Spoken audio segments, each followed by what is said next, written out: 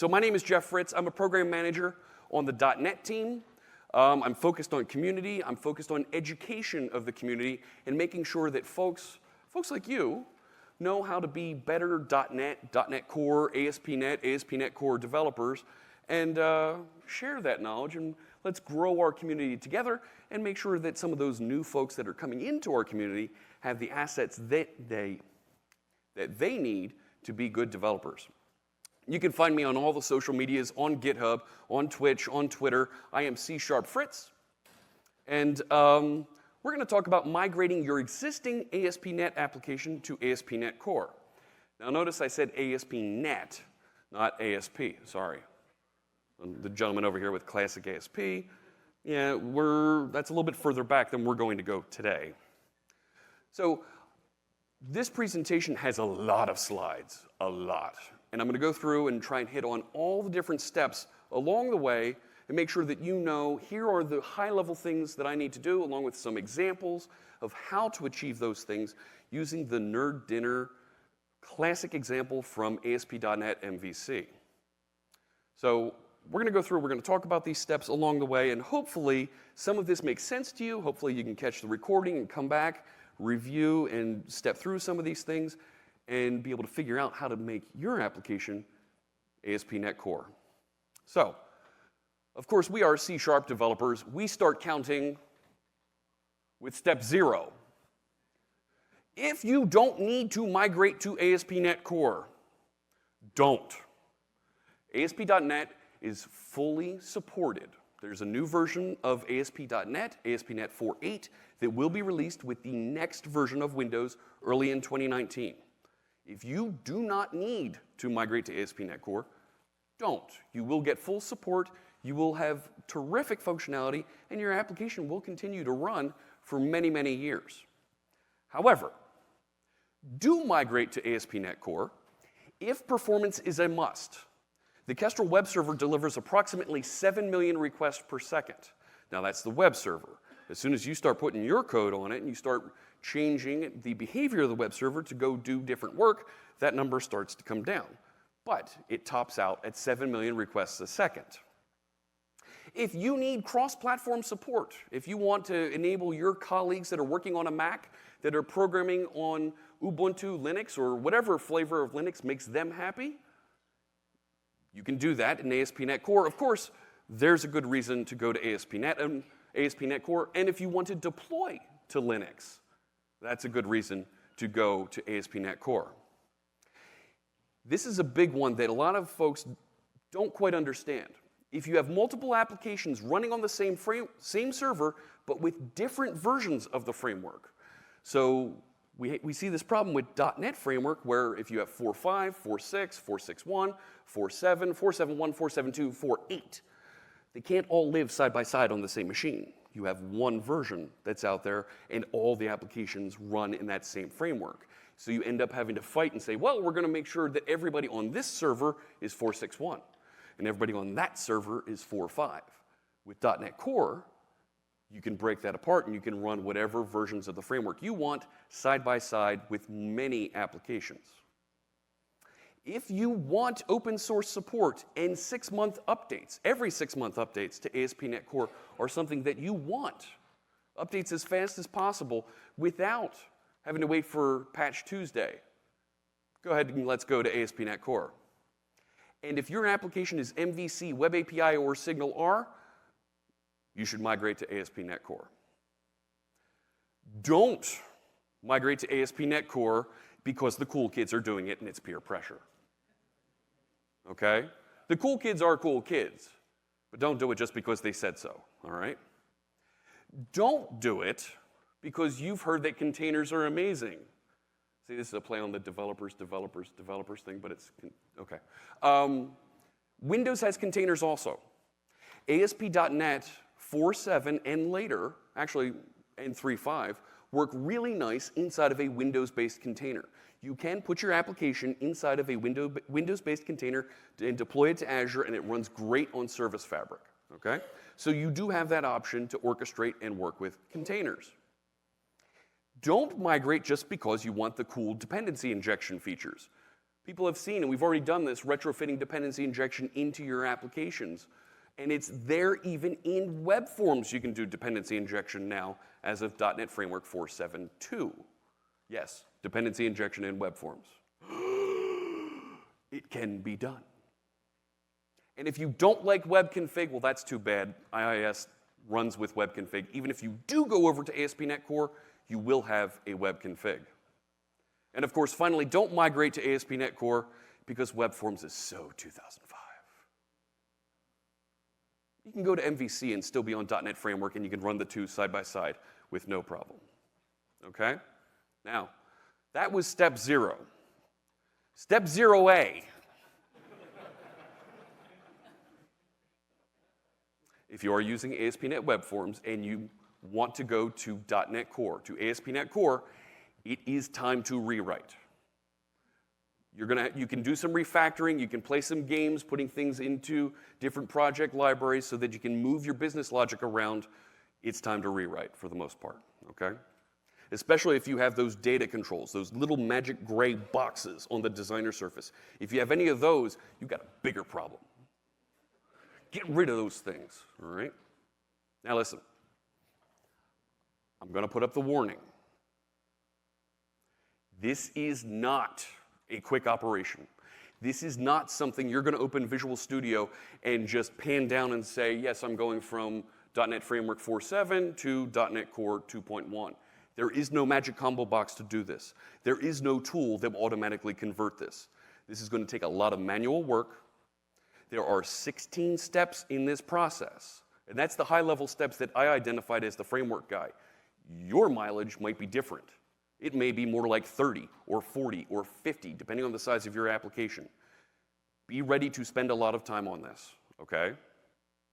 Now, let's get into how you really do this. There we go. Step 1, use the .NET Portability Analyzer to determine what needs migrating, all right? Let's take a look at the .NET Portability Analyzer. There we go. This is Visual Studio 2017, and we're all running Visual Studio 2017, am I right? Who's not running Visual Studio 2017? One person. Everybody else is on 2017. Fantastic. You, sir, we need to get you an update. Okay. So here we are. I'm inside of what I've now called Nerd Dinner Core is this application. The .NET Portability Analyzer is an extension that you can download. And I already have this installed. And if I search for portability, there it is. You can download this from the Visual Studio Marketplace, and you can run it against your application and tell it to look for compatibility between different versions of the .NET's frameworks. Plural. This is important. I'm going to change over to the original MVC4 version of the project here, and I want to show you exactly how to run this. So there's two options here when I right-click on the project. Analyze project portability and portability analyzer settings. If I choose settings here, this is what I mean by the .NETs. I'm going to output a report in Excel format. I can put it out in HTML or JSON if you want to automate this a little. And then I have .NET Core, and I can choose which versions of .NET Core I want to check for API compatibility. Now this is the APIs that you're using, not the APIs that you're building, okay? So am I using things that are compatible with, in my case, I want to choose the latest .NET Core 2.1. 3.0 I think is a little bit, I think it's a little bit early for that to be there. But I can choose .NET Core and platform extensions, all the .NET frameworks through 4.7.2, .NET Standard versions, right? And we know what .NET Standard is. .NET Standard and platform extensions, ASP.NET Core, and I can go all the way, let's choose that one. Mono, Silverlight, Silverlight? Windows Phone? Yes, Windows Phone, right? And of course, Xamarin, right? So literally, all of the .NETs that we know about are right here and available for you to check out. All right. So what I can do, I'll cancel out of this. That'll actually run at the command line as well. So if you want to put that into your continuous integration process, you can run it there as well. So I'm going to choose Analyze Project Portability, and this is going to start up, and it's going to do its thing, and I get a little report that pops out here, and I'm going to open the report. You see I ran it earlier today, and it's still hanging out there.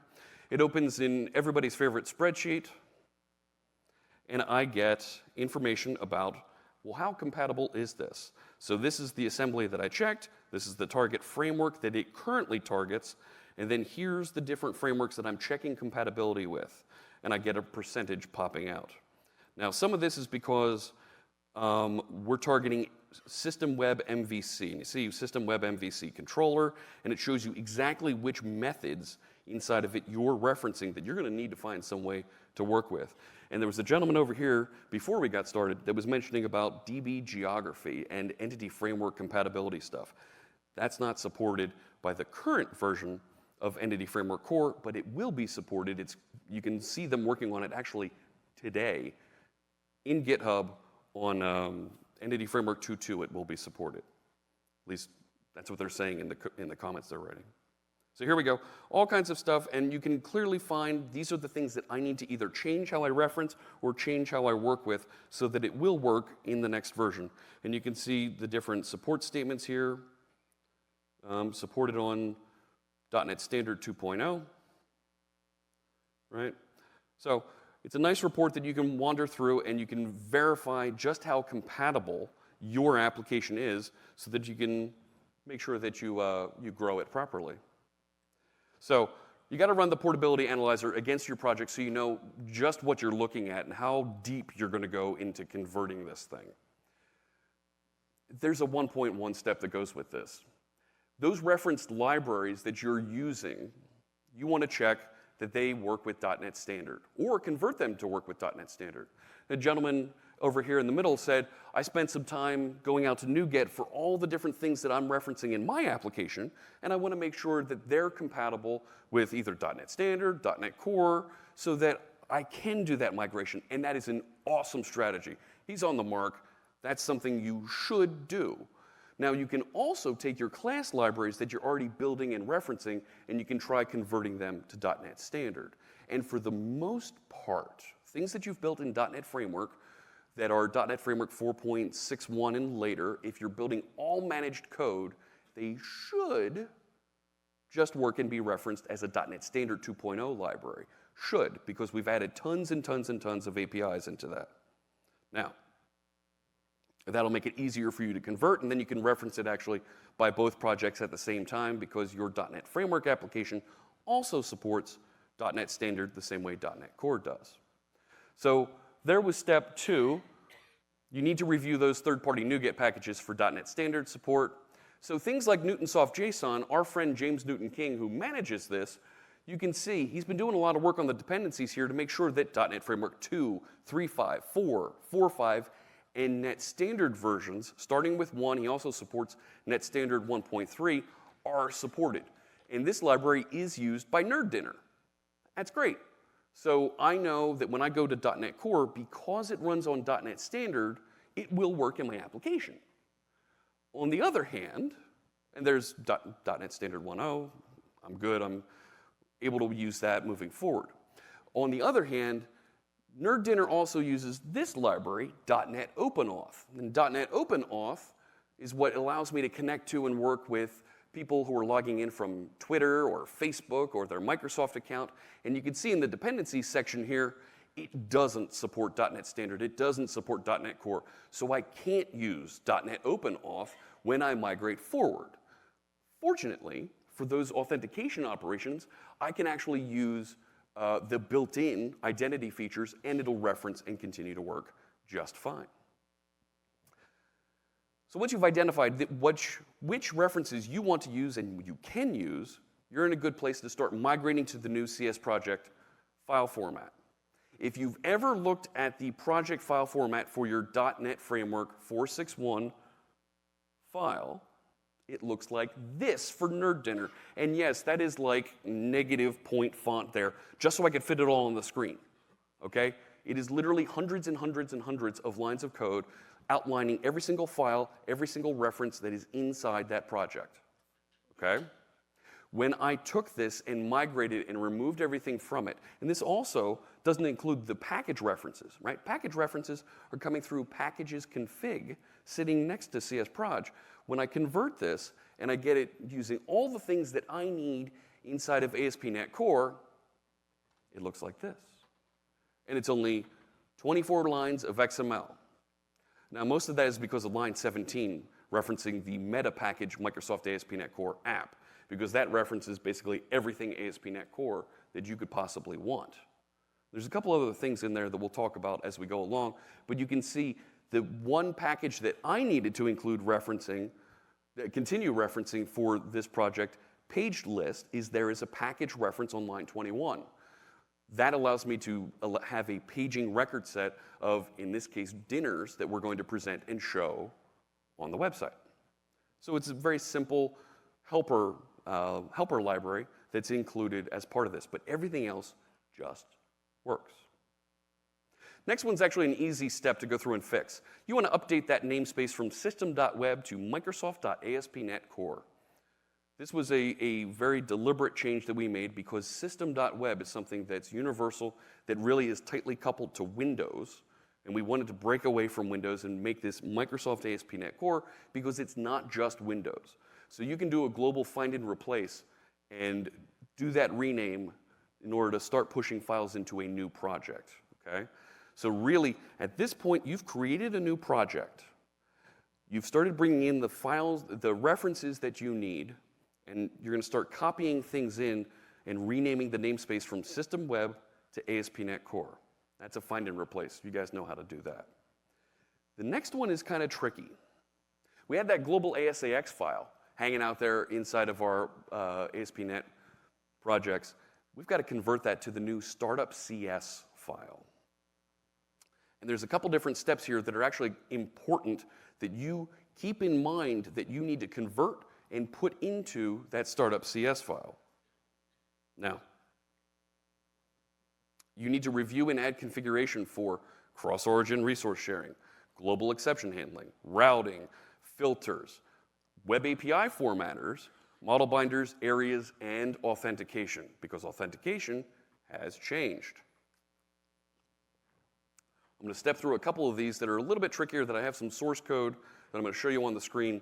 Starting with cores, right? If you're doing APIs, you're going to want to make sure that you run the add cores statement here inside of your configure services method. So you build out your policy so that it properly either constrains or enables the appropriate folks that you want interacting with your application. You need to start building some exception handling in the request pipeline. So you do things like use developer exception page, so you get your nice new yellow screen of doom that actually is formatted nicely and has important information for us as developers. Or use an exception handler and route people to another page, and that's home/error, so that's the home controller error action. Well, if my error action should look something like just return the view, and here's some information about what the error was that came into this page. Filters. Folks are using filters in their ASP.NET, MVC, and Web API applications, and of course now they're one entity. They're just controllers inside of ASP.NET Core. You're going to want to make sure that you configure and add filters into your application in your services method, in your configure services method, as you add that MVC configuration, and it looks a little bit like this depending on what type of filters you're adding. So you're going to need to pick them up and move them. The signature for the filters is the same. You just need to configure them differently. If you are using Web API and you have formatters, you're going to need to keep an eye on these. Now, we implement classes that inherit from text output formatter or text input formatter. So that's a change. And then when you do services add MVC in the startup class, you're going to need to add options to say, here's a new input formatter, here's a new output formatter, so that your custom formatters, in this case, the sample I grabbed was from a V card. You want to add them appropriately. All right, next one. If you have HTTP handlers and modules, you need to migrate them to middleware. So there was somebody before we got started saying, oh my gosh, page lifecycle. Here's where you're going to start to build a new page lifecycle, easy for me to say, in middleware. So modules, when you convert them to middleware, you're going to implement events, modules implement events that wrap the request lifecycle, and they do things like begin request and end request. You want to convert it to a middleware class So you're going to take that same class that you had. Let's convert it to a middleware class that receives a request delegate and then call that delegate when you're completed the invoke. So keep those other method signatures around for begin request and end request, but start interacting with them using that invoke statement appropriately, okay? And you can call next then in the middle of the begin request so that after the next is done, you do your end request at the bottom after it. All right. When you have a handler, handlers process request and then they terminate, right? A handler is an endpoint inside of your application. Well, you want to convert it then into a middleware class that terminates. So you might write a class that looks like the top couple lines there, where you have my handler middleware and you receive that next delegate. Well, you're actually not going to do anything with it because you're going to terminate. You're going to do whatever response it is that you're going to output, and then set your content type, and then you're going to end. Context, response, write async, and then nothing after that. And that's how you'll be able to convert a handler, right? You just take this type of format, whatever methods you were writing, you were interacting with, do the same thing, but drive it out of that invoke method instead. And then when you're using it, that handler, you're going to have an app use middleware statement, to actually map and tell it, do this thing. And you're going to say app.mapWhen, and then here's where you want to interact and actually hand off to that terminating piece of middleware. Context, request path, toString, ends with, right? There's where we're deciding, this is what we're listening to. This is, right, when we have an ASHX handler, we listen for a specific file extension, right, or a specific signature. Well, this is listening for a .report signature, and we're going to branch and say, we'll use this middleware instead, my middleware handler. There shouldn't have been a space in that code, inside that type. Now, you've built some of these things. You next need to start using built-in dependency injection. This is how ASP.NET Core is glued together. You know this. But you're going to need to start taking those controllers that were creating a new entity framework context, right? They were creating new references to all kinds of things. You need to start using the built-in dependency injection. You know it's simple, it's efficient, and has 3 scopes, transient, scoped, and singleton, and you configure it in that startup configure services method. So you do need to move things. So in particular, Nerd Dinner was creating a new Nerd Dinner context at the top of every controller. Well, I now need to move that into services add DB context so that I'm handed my already created database context wherever I need it. Or I can go and still rehydrate with all the connection information and manage that lifecycle myself, but you'll get better performance and better output if you do it this way.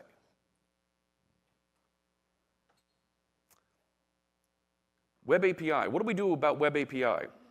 There is a compatibility shim that you can use because, as we know, controllers in ASP.NET Core are the same whether you're using Web API types of interactions or MVC types of interactions.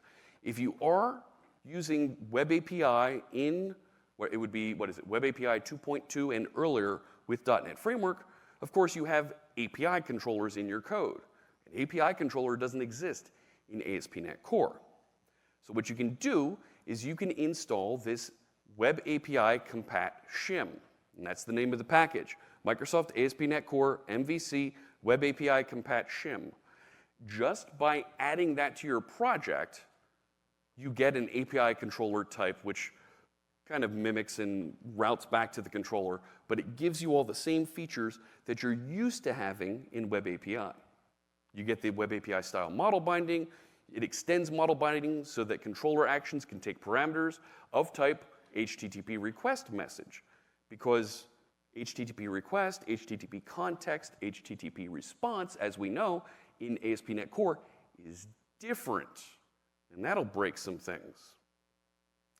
We also add message formatters that allow actions to return results of type response message.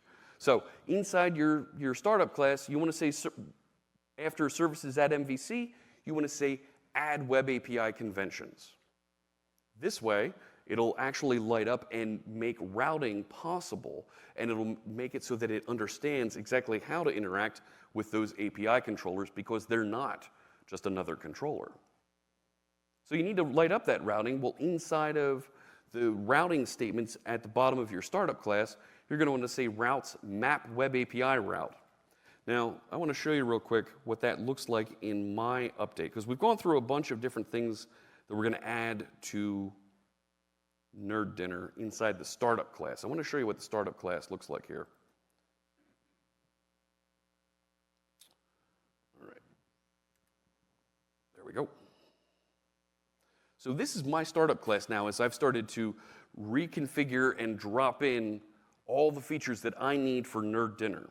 Now, Nerd Dinner had a version number that it put at the bottom of every page. Well, I don't have global ASAX anymore, so I'm going to set that version number right here in the constructor and stash it in a static variable so I can access it easily from my layout page.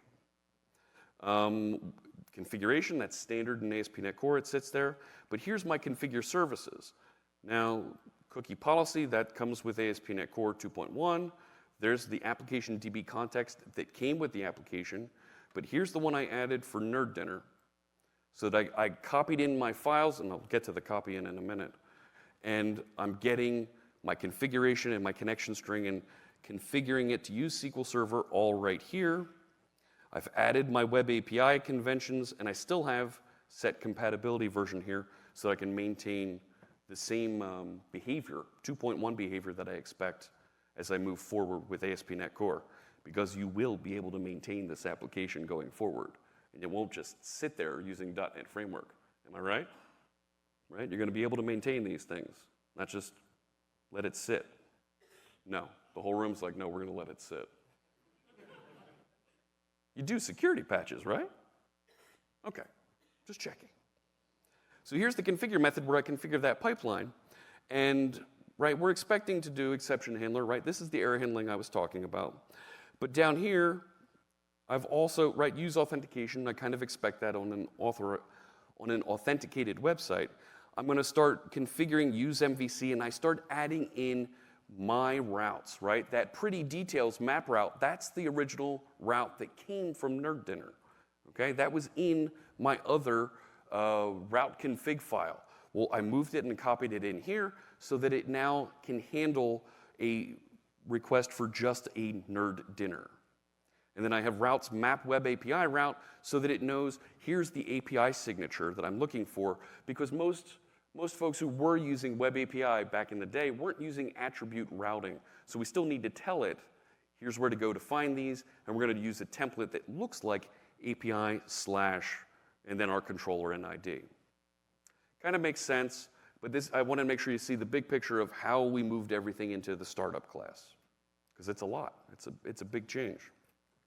Now, I've already kind of hinted at what the next one is here.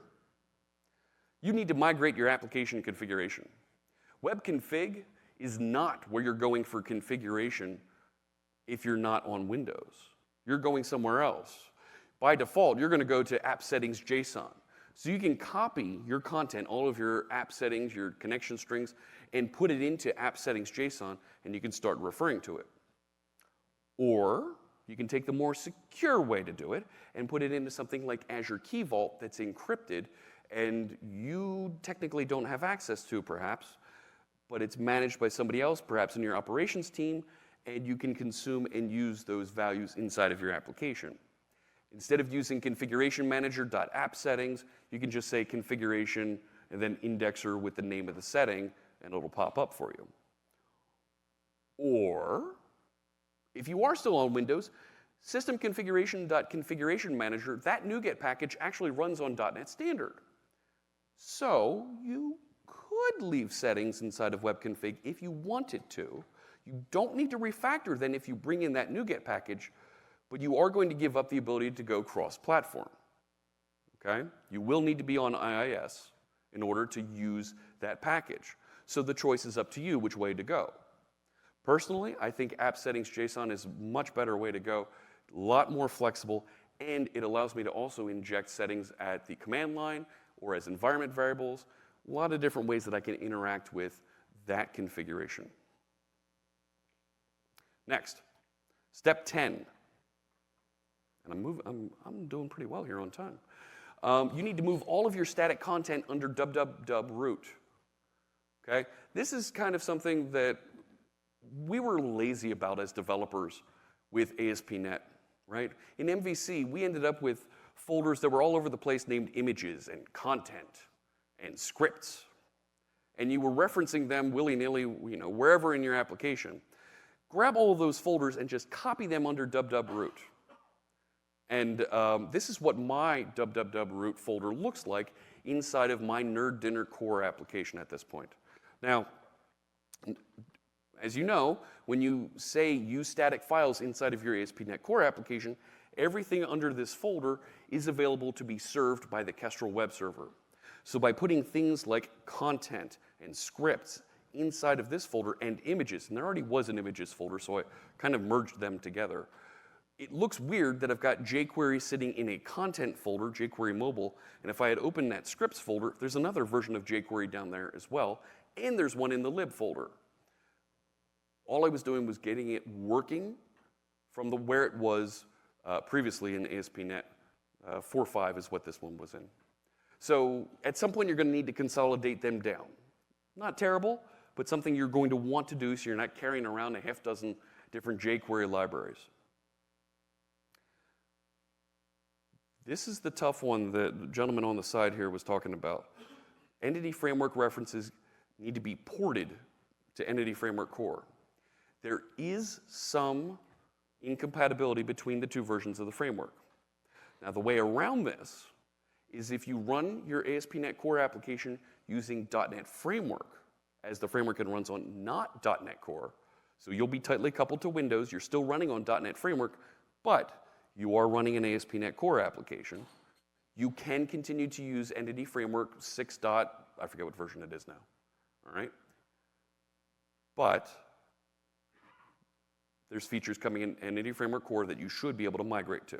And you'll be able to test them out and make sure that they work before you convert and use Entity Framework Core. If you need to port, because it's incompatible with .NET Core, there's the solution I was just mentioning, you can also scaffold all of your Entity Framework Core content from the existing database. Go down to the command line and run this, .NET EF DB context. So that's Entity Framework. We're going to work with the database context, and we're going to scaffold with whatever your connection string is, and then your type provider, your database provider, in my case, Microsoft Entity Framework Core, SQL Server, and then -O, whatever folder you're writing into. In my case, I wrote it into the model folder. So that will get all those database objects, put it into the folder, and I'll have a database context that references everything nicely for me. Make sure you do the dependency injection for database context. And there's the add DB context that I showed you previously. And use the DB context options constructor. Make sure that that's being used. I lifted and copied the Nerd Dinner database context over, and I had to add the Nerd Dinner context constructor appropriately here so that I could use dependency injection from ASP.NET Core. Now I can accept this, the context as an input parameter in my controllers and my views and just have it injected in for me. Step 12. Remove any HTTP context references. The object completely changed between ASP.NET and ASP.NET Core, okay? So that means that HTTP response, HTTP request, cookies, session, application, all these things have significantly changed or were completely removed, all right? Don't use it directly. If you can, use models. Use the user object directly inside of your application, okay? If you're referencing HTTP context dot request, you're going to see something different there. It's a different object. You will get a break there. So remove those or be ready to rewrite them. And HTTP context.current doesn't exist at all, okay? You can have that passed into you wherever you are in the application. And it'll give you whatever the current context is. Next one is, there we go. You're going to need to update your authentication and authorization. If you're using membership, if you're using the universal providers, if you're using any of those technologies before identity, I strongly recommend that you update and start using the ASP.NET Identity system, okay? ASP.NET Identity is real easy for you to add into your application.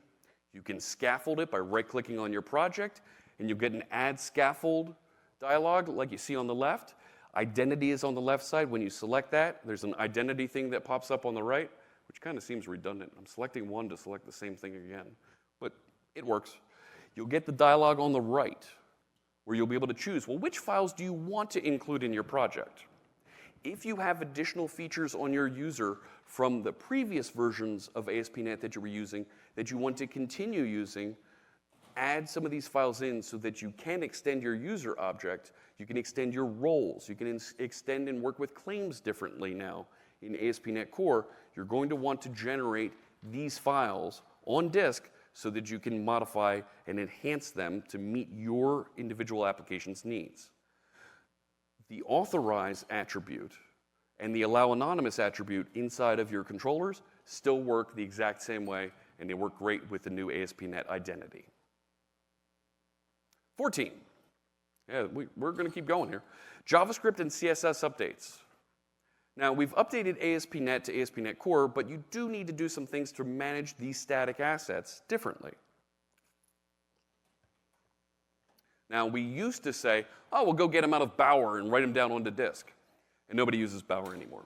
We'll go get them out of NPM and write them down to disk. But .NET folks don't want to have to learn and deal with Node.js so much if they don't have to. You can do it, but there's other ways that you can do it that are more pure .NET that you can use.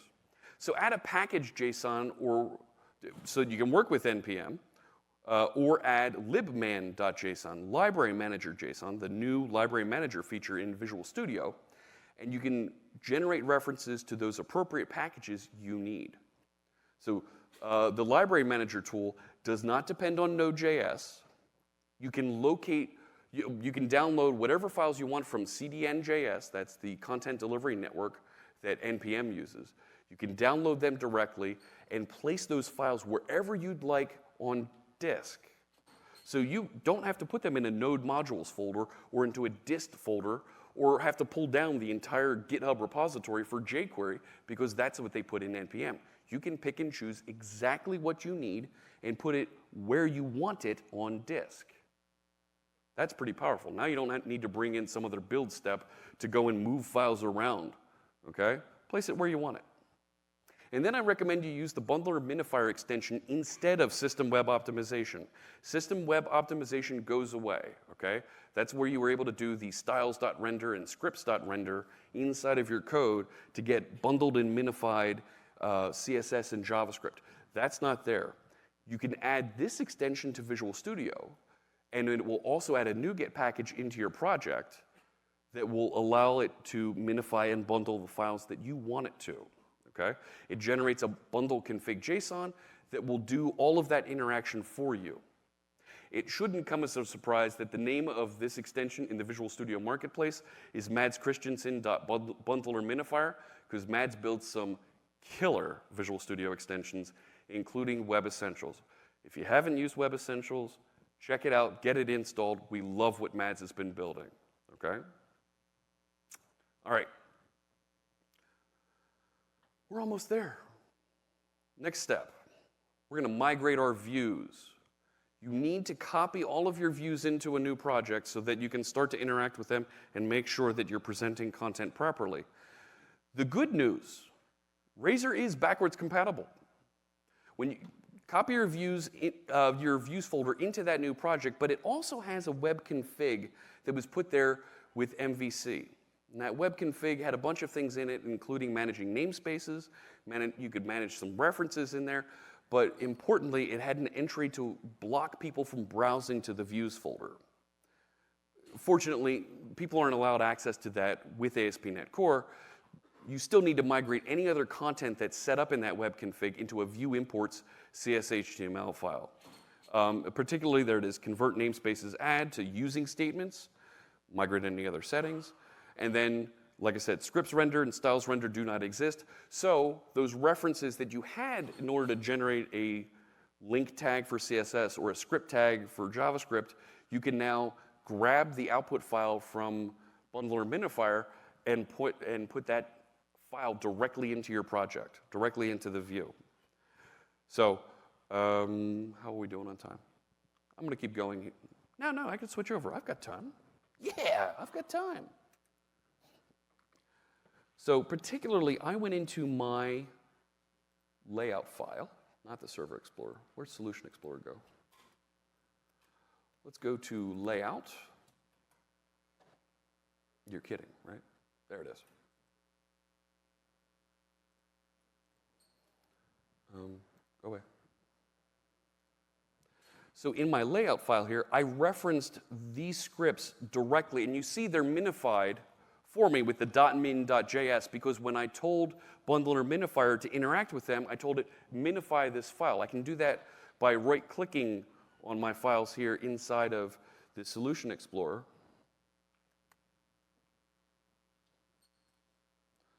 Right? I can right-click on a file here like this jQuery mobile.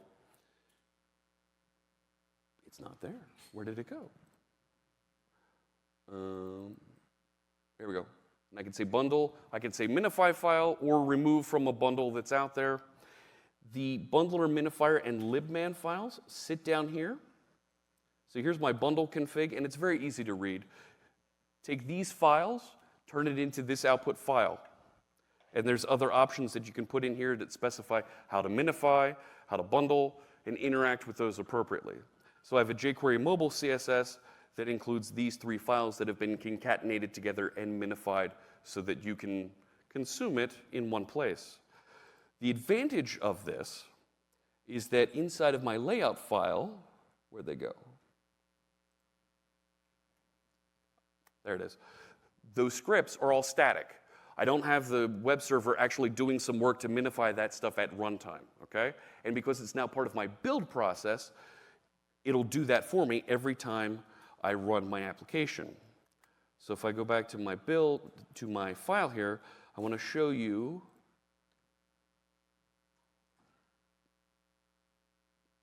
right? So here, it's not including those files to be deployed, but it's put a task into the project so that it knows to go and do the build and include that minify and bundle capability. All right. If I go back over here, I want to just touch quickly on the 16 steps. I want to make sure that you folks can get a picture of this to migrate your app. Take a look at the .NET Portability Analyzer. Review the packages that you are referencing. Determine what you want to convert to .NET Standard. Convert to the new CS Proj format. Best way to do that is File New Project, and then start copying things in. All right? System Web, replace all System Web references with Microsoft ASP.NET Core. Go through the steps to convert your global ASAX to a startup CS. All of your handlers and HTTP modules, they need to be converted to middleware because they don't exist. Embrace the new dependency injection. It's really good. It's really fast. I think you're going to like it. If you're using Web API, it's going to be real easy to drop in that Web API shim and start referencing and using those controllers the exact same way that you have been. However, long term, back off of it and convert to the standard controller syntax. That way you don't have to jump through a couple extra lines of code just to interact with APIs. Your application configuration will need to be migrated from web config to the new configuration system. Yeah, there's a way around it with a NuGet package, but I really recommend you convert. All of your static content needs to end up in www root. So go find those scripts folders, images folders, content folders, copy all of it into www root, and then reconcile everything so that you end up with only one copy of things.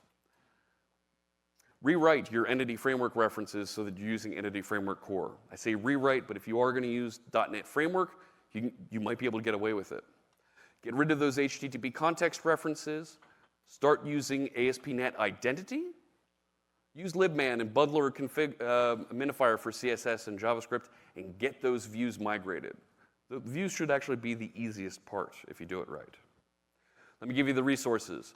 I've put together an AKAMS out there at ASP.NET Migrate 21. That's the official documentation on docs.microsoft.com. There's a bunch of steps in there that go into depth what I showed you here today. I'm going to be updating some of that information based on some of the things that I discovered and I went through as I was building these slides here for you. So I want to make sure that everybody has a great experience as they update. We have a Visual Studio channel available out there on Twitch and Mixer where we're going to be producing some great developer content, including sessions just like the one you're attending or you're out there watching in the overflow room. Check it out, twitch.tv/Visual Studio, mixer.com/Visual Studio. Everything ASP.NET Core is going to be announced on our blog first, blogs.msdn, microsoft.com/webdev. My name is Jeff Fritz. This worked on my machine, so I'm shipping it. Thank you.